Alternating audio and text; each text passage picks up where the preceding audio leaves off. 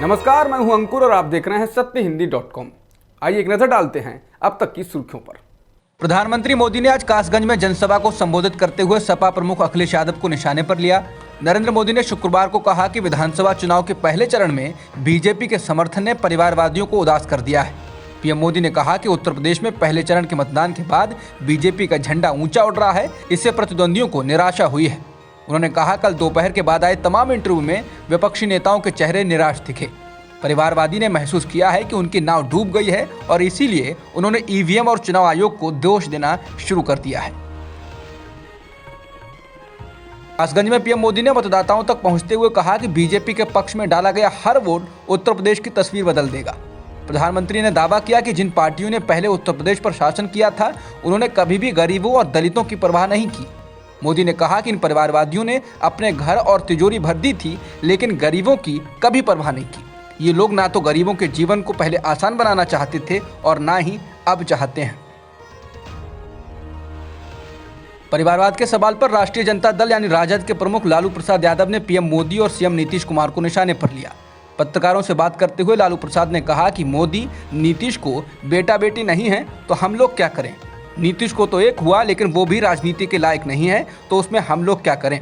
भगवान से प्रार्थना है कि लोगों को बेटा बेटी दें।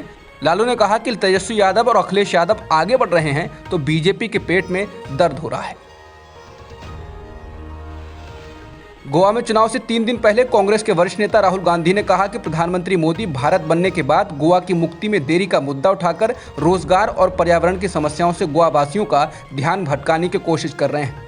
बता दें, मोदी ने इस सप्ताह की शुरुआत में संसद में और गुरुवार को एक राजनीतिक रैली में कहा था, अगर देश के पहले प्रधानमंत्री जवाहरलाल नेहरू चाहते तो गोवा को देश की आज़ादी के कुछ घंटे बाद ही पुर्तगाल से आज़ाद करा सकते थे, लेकिन नेहरू ने गोवा वासियों को उनके हाल पर छोड़ दिया था।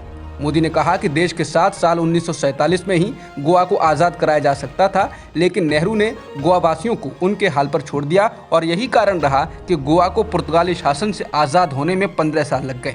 मडगांव में मीडिया को संबोधित करते हुए राहुल गांधी ने पलटवार करते हुए कहा कि प्रधानमंत्री आज आपके पास आकर ये नहीं कह सकते हैं कि मैंने आपको नौकरी दी, मैंने आपको रोजगार दिया, मैंने आपकी समस्याओं का समाधान किया। वो ऐसा नहीं कह सकते हैं, इसलिए वो आपको असल मुद्दों से भटका रहे हैं।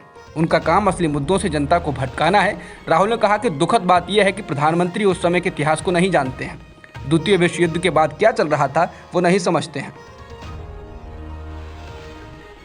केंद्रीय चुनाव आयोग का बीजेपी प्रेम इस चुनाव में खुलकर सामने आ गया है। उत्तराखंड में बीजेपी ने कांग्रेस के वरिष्ठ नेता और पूर्व सीएम हरीश रावत की फोटो के साथ छेड़छाड़ कर उन्हें मौलवी हरीश रावत बना दिया। इसकी शिकायत हुई, उसे सही पाया गया, लेकिन चुनाव आयोग ने बीजेपी को भविष्य में ऐसा न करने की चेतावनी देने के साथ मामले को निपटा दिया। चुनाव आयोग का देश के विपक्षी दलों के साथ यह आपत्तिजनक व्यवहार बार बार सामने आ रहा है। एक अन्य मामले में प्रियंका गांधी के प्रचार को रोड शो बताकर केस दर्ज किया गया है, लेकिन आयोग को उसी यूपी में केंद्रीय गृह मंत्री अमित शाह और बाकी बीजेपी नेताओं के रोड शो नजर नहीं आए हैं। यूपी के कैराना में कल रात को बिना नंबर वाली कार में पकड़ी गई ईवीएम के मामले में जिला प्रशासन ने जोनल मजिस्ट्रेट के खिलाफ जांच का आदेश दिया है। दूसरी तरफ डीएम का वीडियो बयान आज आया है, जिसमें वो कह रही हैं कि इसमें ऐसा कुछ नहीं है, मशीन को पहुंचाया जा रहा था, पूरी कार्यवाही की वीडियोग्राफी कराई गई है। लेकिन सवाल ये है कि जब कुछ भी गड़बड़ नहीं है तो मामले की जांच किस लिए कराई जा रही है। समाजवादी पार्टी ने इस मामले में तमाम तरह के शक जाहिर किए हैं। कल प्रथम चरण के मतदान के दिन ईवीएम खराब होने की सबसे ज्यादा शिकायतें कैराना से ही आ रही थी। बता दें, उत्तर प्रदेश के कैराना में समाजवादी पार्टी के कार्यकर्ताओं को कल रात बिना नंबर प्लेट वाली गाड़ी में लावारिस ईवीएम मिली। जिस कार में ईवीएम मिली थी उस पर कैराना निर्वाचन क्षेत्र के जोनल मजिस्ट्रेट का स्टिकर चिपका हुआ था। कार शामली पानीपत हाईवे पर समाजवादी पार्टी के कार्यकर्ताओं को मिली, जो स्थानीय एसडीएम के साथ थे।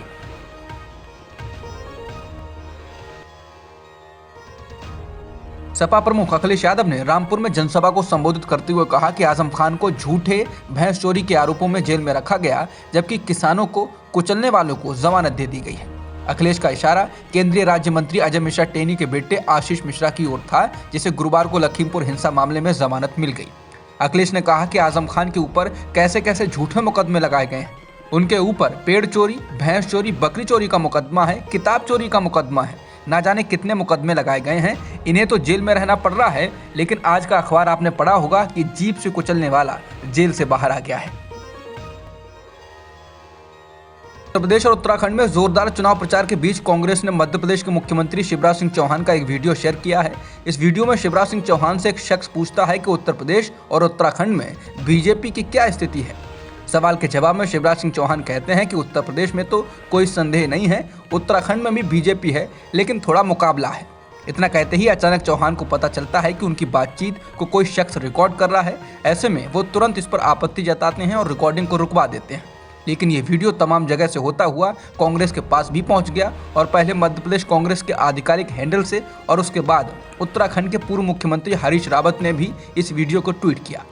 मध्य प्रदेश कांग्रेस ने वीडियो के कैप्शन में लिखा है कि बीजेपी तो गई, जबकि हरीश रावत ने लिखा है शिवराज सिंह चौहान ने बताई उत्तराखंड में बीजेपी की हकीकत और बोले उत्तराखंड से बीजेपी तो गई। आम बजट पर चल रही बहस के दौरान वित्त मंत्री निर्मला सीतारमण ने कहा कि डिजिटल एसेट्स पर टैक्स लगाने का ये मतलब नहीं निकालना चाहिए कि क्रिप्टो करेंसी को वैध किया जा सकता है। बता दें, बजट 2022 में क्रिप्टो करेंसी पर ऐलान के बाद से तरह तरह के कयास लगाए जा रहे हैं, लेकिन इसको लेकर अब वित्त मंत्री ने राज्यसभा में कहा कि क्रिप्टो को बैन किया जाएगा या नहीं, इस पर फैसला नहीं किया गया है। सभी पक्षों से राय मशविरे के बाद ही इस पर कोई फैसला किया जाएगा। उन्नाव में 2 महीने से लापता एक दलित लड़की की लाश शुक्रवार को मिली है। लड़की की पोस्टमार्टम रिपोर्ट से पता चला है कि गला दबाकर उसकी हत्या की गई। पोस्टमार्टम रिपोर्ट के मुताबिक लड़की की गर्दन भी टूटी हुई थी। लड़की 8 दिसंबर से लापता थी और उसकी लाश पूर्व मंत्री फतेह बहादुर सिंह के बेटे के आश्रम के पास से मिली। लड़की की उम्र 22 साल थी। लाश बुरी तरह सड़ चुकी थी। पोस्टमार्टम रिपोर्ट से पता चला कि लड़की पर हमला किया गया था और उसके सिर पर चोट के 2 निशान थे। लड़की की मां ने कहा कि उन्होंने पुलिस से बेटी के लापता होने को लेकर गुहार लगाई थी, लेकिन पुलिस ने कोई ध्यान नहीं दिया और कहती रही कि तुम्हारी लड़की घर से भाग गई है और वो जल्दी वापस आ जाएगी। हालांकि पुलिस ने इस बात से इनकार किया है कि उसने इस मामले में कोई कार्रवाई नहीं की।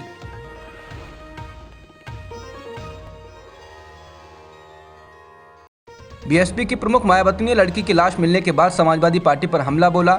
मायावती ने कहा कि लड़की के परिजन पहले से ही उसके अपहरण व हत्या को लेकर सपा नेता पर शक जता रहे। राज्य सरकार पीड़ित परिवार को न्याय दिलाने के लिए दोषियों के खिलाफ तुरंत सख्त कानूनी कार्रवाई करे। सपा प्रमुख अखिलेश यादव ने इस मामले में कहा है कि पूर्व मंत्री फतेह बहादुर सिंह की 4 साल पहले मौत हो चुकी है, जबकि उनके बेटे का सपा से कोई लेना देना नहीं है। सोनम कपूर ने सोशल मीडिया पर कर्नाटक हिजाब विवाद पर प्रतिक्रिया दी। उन्होंने इंस्टाग्राम पर सवाल किया कि अगर पगड़ी है तो हिजाब भी एक विकल्प क्यों नहीं हो सकता है। हालांकि सोनम कपूर के इस बयान को सरकार समर्थित मीडिया इस तरह से इसे प्रचारित कर रहे हैं जैसे सोनम कपूर ने पगड़ी और हिजाब की तुलना कर दी हो, जबकि सोनम कपूर ने तुलना नहीं की, बल्कि सवाल किया है जिसका मतलब ये है कि अगर हम दूसरे धर्मों के प्रतीकों को मान्यता देते हैं तो हिजाब को क्यों नहीं वही मान्यता मिलनी चाहिए। कर्नाटक के कुछ स्कूलों से शुरू हुए हिजाब विवाद के मामले में सुप्रीम कोर्ट ने तुरंत सुनवाई से इनकार कर दिया है। सुप्रीम कोर्ट ने शुक्रवार को कहा कि इस मामले में सही समय आने पर सुनवाई की जाएगी। सीजेआई एनवी रमना ने कहा कि इस तरह की बातों को राष्ट्रीय स्तर तक न लाएं। सुप्रीम कोर्ट में कर्नाटक की एक छात्रा ने याचिका दायर कर कर्नाटक हाईकोर्ट की सलाह को चुनौती दी है। कर्नाटक हाईकोर्ट ने गुरुवार को कहा था कि स्कूल और कॉलेजों में तब तक किसी तरह के धार्मिक कपड़े न पहने जाएं जब तक अदालत इस मामले में कोई फैसला न सुना दे। सुनवाई के दौरान जब एक वकील ने इस दलील को रखा कि मुस्लिम छात्राएं पिछले 10 साल से हिजाब पहन रही हैं और इस मामले के दूरगामी प्रभाव हो सकते हैं, तो सुप्रीम कोर्ट ने कहा कि इस मामले को बड़े स्तर पर ना फैलाएं। अदालत ने कहा कि हम नहीं जानते कि क्या हो रहा है, लेकिन ये सोचा जाना चाहिए कि क्या इस तरह की बातों को दिल्ली लाना ठीक है। सीजेआई एनवी रमना ने कहा कि अगर कहीं कुछ गलत होता है तो हम उसे देखेंगे। कर्नाटक से हिजाब को लेकर शुरू हुआ विवाद अब अदालतों के बाद दूसरे राज्यों तक पहुंचने लगा है। शुक्रवार को महाराष्ट्र के मालेगांव में हजारों की संख्या में मुस्लिम समुदाय को लोग इकट्ठा हुए और शुक्रवार के दिन को हिजाब डे के तौर पर मनाया गया। इतनी बड़ी संख्या में लोग जमीयत उलेमा हिंद के आह्वान पर इकट्ठा हुए थे। इस दौरान हुई सभा में प्रदर्शनकारियों ने कहा कि हिजाब उनका अधिकार है और इस पर लगे बैन को वापस लिया जाना चाहिए। कई संगठनों ने इसे समर्थन भी दिया है। इस प्रदर्शन को पुलिस की इजाजत के बिना आयोजित किया गया था। पुलिस ने इस मामले में नियमों का उल्लंघन करने पर जमीयत उलेमा हिंद के 4 पदाधिकारियों के खिलाफ मुकदमा दर्ज किया है। अब तक की खबरों में इतना ही। बाकी खबरों के लिए बने रहिए सत्यहिंदी.com के साथ। सत्य हिंदी का ऐप डाउनलोड करें गूगल प्ले स्टोर पर।